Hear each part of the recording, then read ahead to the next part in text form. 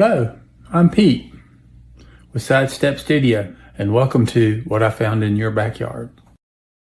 One summer, one dark backyard in South Carolina.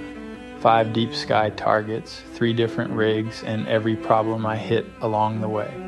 If you're just getting into astrophotography, it's almost never without issues, for me anyway, but always still worth the reward. We start wide with a lens, not a telescope. It is the Samyang 135mm camera lens at f2 using an ASI 533 MC Pro. This was 4.5 hours taking 10-minute sub exposures under a bright moon. I take my clear nights as they come. For the moon's interference, I used a dual band filter to block most of its light. As you can see, the final image still has issues with gradients thanks to the moon. In it is the Bubble Nebula, a favorite target for longer focal lengths. 7 light years wide, it's an illuminated cavity in the molecular cloud lit up by an extremely hot star. Next, a smart telescope does the driving, go-to functionality that aligns, focuses, stacks, and processes its images. Usually, I process them myself, though it does a decent job on its own. It has a 6-inch aperture and a fast f2.2. This was about 4 hours. One of its weakest links is its uncooled camera. With the moon in play, the image ended up less than it could be, but far better than my last attempt at it. There are 2 forces at work in the crescent, which is 25 light years across. 400,000 years ago, its dying star sloughed off its outer shell of gas.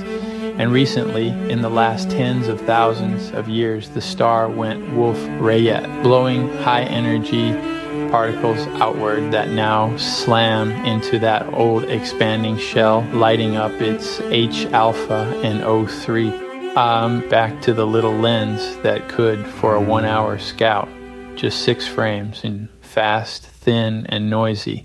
But look at that dark snake. And Barnard 168 is a nebula you see by what it hides. It's a river of cold dust blotting out the stars behind it. The Cocoon Nebula glows at its tip.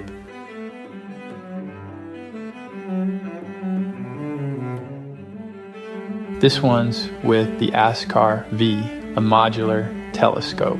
This refractor combination is at 80 millimeters with a 600 millimeter focal length. I'm using a mono ASI 2600 mm Pro cooled camera with narrowband filters. This is where things went a bit awry. The modular scope had flexure, very slight bending, at its fully extended 600 length, and with 10-minute exposures, my stars trailed. Half the night and most of the O3 went in the trash. I got 0 S2. And then the cooling fan died mid-project. It's hot in South Carolina in July. Still, 2.5 hours of a 5 to 6 hour session survived, and the wizard's castle of gas came through anyway. Same castle, different rig. The origin, again, 1 hour of dual band pulled out from under a nearly full moon. Same object, wildly different look. You can tell why I like the narrowband rig better. The origin is a great scope if you don't want to work at it. It's like gardening versus farming. Still in a moonless Bortle 4 sky, it gathers a lot of light quickly. Lately I tend to use it for dark nebulae. 3 rigs, a bright moon, a dead fan, and 5 keepers, and 1 backyard. Your backyard. See the show.